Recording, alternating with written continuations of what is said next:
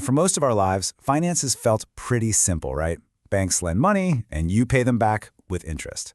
But what if that whole system is changing? Today, we are talking about a massive shift happening just under the surface, a revolution that's moving money completely away from the big banks we all know. And when I say massive, I am not kidding. Take a look at this number, $41 trillion. That's the size of the private credit market. See, as the big banks have gotten a lot more careful about lending, this whole other system has jumped in to fill the gap. It's basically a total rewire of the financial plumbing.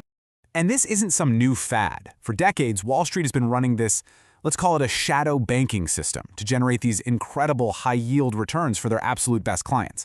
But here's the kicker. For the first time ever, the door's opening for regular investors to get a piece of the action. Whoa, hold on a second, Alex. Shadow banking, 41 trillion, you're throwing around some huge terms here. Let's pull this back down to earth. What does any of this actually mean for someone just trying to make their savings work harder? Yeah, let's just cut right to it. This is the question I'm sure everyone is asking right now. So forget the fancy Wall Street jargon. In plain English, what exactly is private credit? It's actually a lot simpler than it sounds. So imagine a decent-sized company needs a loan. 10 years ago, they go straight to a big bank. Today, they're way more likely to go to these private credit funds. So when you invest in one of these funds, you're basically just pooling your money with others to be the lender. You are becoming the bank. Okay, so why would you do this instead of buying, say, a normal corporate bond? Well, it all comes down to one word: yield. That's the real magnetic pull here. And this is really the heart of it, because these are private deals. They demand a higher interest rate. We call that an illiquidity premium. We're talking about yields that are anywhere from 3 to 5% higher than a standard corporate bond. That extra return, that's your reward for playing in this less crowded, more direct part of the market. And let's be honest, in today's world, that extra yield matters a lot. We've all seen how stubborn inflation has been. That little bit of interest you're earning in a savings account, it's not even close to keeping up. It feels like you're going backwards. So of course, people are looking for smarter ways to get a real return. Okay, a higher yield sounds great. I get it. But you know what that makes me think of? Higher risk. I mean, lending money directly to some private company, that sounds like something that's not only super risky, but also only for millionaires. How does a regular person get in on this without getting wiped out? That is the right question to ask, and it gets us to this crucial concept: senior secured. The easiest way to think about it is like a line. If a company you lent money to goes bankrupt, the senior secured lenders, that's you, are standing at the very front of the line to get paid back. The company's assets, their buildings, their inventory, are collateral that gets used to pay you back first.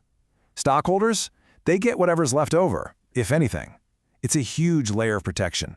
And look, you're not wrong. This used to be an exclusive club for the super rich, but that has totally changed. Now there are a few really solid ways for everyday investors to get access. You've got things called interval funds. You've got business development companies, or BDCs, which you can actually buy and sell just like a stock. And there are even newer platforms popping up that make it even easier. All right, so higher yields, you get paid first, it's easier to access. I don't know, Alex. This is all starting to sound a little too good to be true. There has to be a catch. What are we not talking about? Seriously, I think everyone needs to hear this part loud and clear. If you're going to jump into this world and start acting like a bank, what are the real risks you need to have your eyes wide open for? You're absolutely right to push on this. There are two main risks to be very aware of. Number one is illiquidity. This isn't a stock you can sell in 5 seconds. Your money is often tied up for a set amount of time. And number two is default risk, especially in a recession. Let's face it, smaller private companies are just more vulnerable in a tough economy than, say, a giant S&P 500 company. And that right there is exactly why you have to be smart about this. The best way to think about your portfolio is like building a house. The vast majority of it, maybe 90%, that's your foundation, your solid, diversified stocks and bonds. Private credit, that's like adding a new wing or some high-end appliances. It can add a lot of value, but it is not the foundation. The general rule of thumb is to keep it to about 10, maybe 15% of your total portfolio. Okay, the theory makes sense, but let's make this real. What does this actually look like in dollars and cents? Can we run the numbers so people can see what this could mean for their own bottom line? Absolutely. Let's walk through a simple scenario. Say you decide to put $50,000 into a well-diversified private credit BDC. Now, if we assume that BDC pays a 10% dividend, which is pretty typical in this space, that $50,000 investment could generate $5,000 a year in passive income.